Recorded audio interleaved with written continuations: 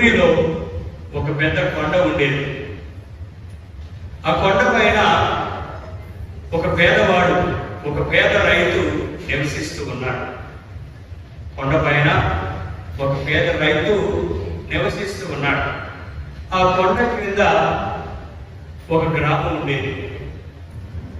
ఈ గ్రామ ప్రజలకు తన వంతు సహాయము చేస్తూ ఉండేవాడు ఈ పేద రైతు. ఎక్కడ జీవిస్తూ ఉండేవాడు? కొండపైన. సో కొండపై నుండి చూస్తే అంతా కనబడుతుంది. గ్రామం అంతా చక్కగా ఆయన కనుసందర్లో ఉండేది. ఎవరికి కష్టం వచ్చినా, ఎవరికి బాధ వచ్చినా తన వంతు సహాయం చేస్తూ ఉండేవాడు ఈ పేద రైతు. ఒకరోజు ఆయన కూర్చొని ఆలోచిస్తూ ఉంటే అకస్మాత్తుగా పెద్ద భూకంపం వచ్చింది. ఆ భూకంపం వచ్చినప్పుడు సహజంగా ఈ సముద్రంలో ఉన్నటువంటి అలలు పైకి వచ్చి సునామీగా ఏర్పడి సర్వాన్ని నాశనం చేస్తారు.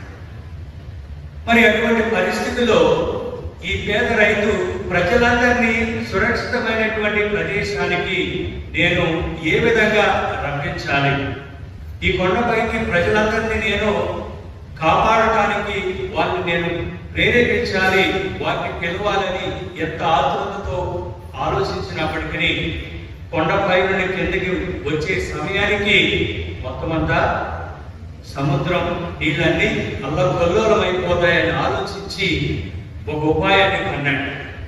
ఆ ఉపాయం ఏమిటంటే తనకున్నటువంటి పంట పొలానికి నిప్పంటించాడు.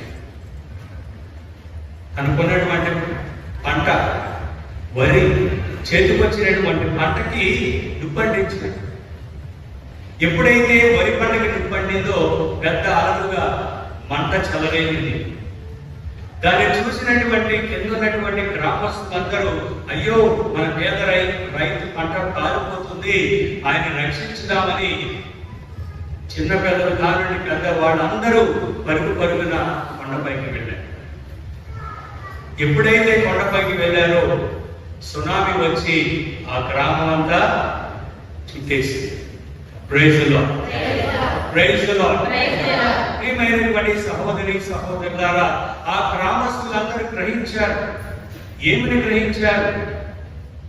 మన సురక్షితం కోసము, మనం రక్షించడానికి ఈ పేద రైతు తనకున్న పంట పొలాన్ని తగలబెట్టాడు. తనకున్న దాన్ని సర్వాన్ని మంటలో కాల్చాడు మనం రక్షించడానికి. ఎంతటి గొప్ప ఉన్నతమైనటువంటి వ్యక్తి ఆయనను కొట్టడం మొదలుపెట్టారు. కాలం సమీపించినప్పుడు కొద్ది రోజుల తర్వాత ఆ పేద రైతు మరణించాడు. మరణించిన తర్వాత ప్రజలందరూ గుమ్ముగూడి ఆయనకు జయజయలు పలుకుతూ ఉన్నారు. మన కష్టకాలంలో రక్షించినటువంటి గొప్ప వ్యక్తి, తన కనుసంధానంలో మనం ఎల్లప్పుడూ ప్రేమించి కరుణ చూపించినటువంటి ఈ గొప్ప వ్యక్తి, తనకున్నటువంటి సంపదలో మనకి సహాయం చేసినటువంటి గొప్ప ఉన్నతమైనటువంటి వ్యక్తి అని పొగడటం మొదలుపెట్టారు. ఆయనకి ఒక పెద్ద ఆయన స్వరూపాన్ని ఆ గ్రామంలో నిర్మించి ఈ విధంగా రాశారు: కష్టకాలంలో సహాయం చేసినటువంటి గొప్ప పుణ్యాత్ముడు, గొప్పవాడు అని పెద్ద క్యాప్షన్ రాశారు. ప్రియమైనటువంటి సహోదరుల, praise the Lord, praise the Lord. ఈ యొక్క గొప్ప సంఘటనే ఈరోజు మన దేవుడు ఇచ్చేటువంటి గొప్ప సందేశం. ఆపదలో ఉన్నటువంటి వారికి మనము సహాయం చేయాలి. మన వంతు మనము ఇతరులకు సహాయం చేయడానికి ముందుకు రావాలి. ముందుకు రావడమే మన కథోలిక, మన యొక్క క్రైస్తవుల యొక్క గొప్ప మన యొక్క బాధ్యతని ప్రతి ఒక్కరూ విశ్వసించాలి. ప్రియమైనటువంటి సహోదరులారా, అందుకనే ప్రభు చెప్తూ ఉన్నాడు, మీరు గొప్పవాడు కావాలనుకుంటే, మీలో ఎవరైనా గొప్పవాడు కాదలిచినా, మీలో ఎవరైనా ప్రముఖుడిగా ఉండాలనిపించినా, మీలో ఎవరైనా గొప్ప నాయకుడిగా ఉండాలనుకున్నా, మీలో గొప్పవాడు ఎవరిగా ఉండాలనుకుంటే మొట్టమొదటిగా మీరేం చేయాలంటే 43వ వచనం, మీకు మీకు ఇది తగదు. మీలో ఎవడైనా గొప్పవాడు కావాల్సిన అతడు మీకు పరిచారకుడై ఉండవలెను. మీలో ఎవడైనా ప్రముఖుడుగా ఉండదలచిన అతడు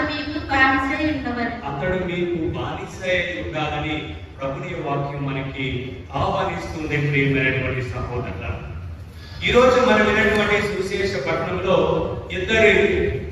ఇద్దరు కుమారులు, జబదయి కుమారులైనటువంటి ఇద్దరు, యోహాను యాకోబు ప్రభు దగ్గరికి వచ్చి ఈ విధంగా పలుకుతూ ఉన్నారు, బోధకుడా, మా యొక్క మనవి, అది ఏ మనవి అంటే మేము గొప్పవారు కావాలనుకుంటున్నాం. మా మనవి ఏమిటంటే నువ్వు స్థాపించేటువంటి రాజ్యంలో ఒక ముఖ్యమైనటువంటి పదవులు మేము ఆశపడుతూ ఉన్నాం. మరి అటువంటి ఆశను మాకు దయచేయగలవా అని ప్రభుని ప్రార్థిస్తూ ఉన్నారు. చూడండి ప్రియమైనటువంటి సహోదరులు, మన జీవితంలో కూడా అనేకమైనటువంటి ఆశలు కలిగి జీవిస్తూ ఉన్నాం, అనేకమైనటువంటి ఆలోచనతో మనం జీవిస్తూ ఉన్నాం. మనం గొప్పవారు కావాలనుకుంటాం, మన బిడ్డలను దేవుడు దీవించాలనుకుంటాం, మనలో ఉన్నటువంటి ఆర్థిక స్తోమతను మెరుగుపరుచుకోవాలనుకుంటాం, మన ఆధ్యాత్మికపరమైనటువంటి జీవితంలో మనం ఎదగాలనుకుంటాం.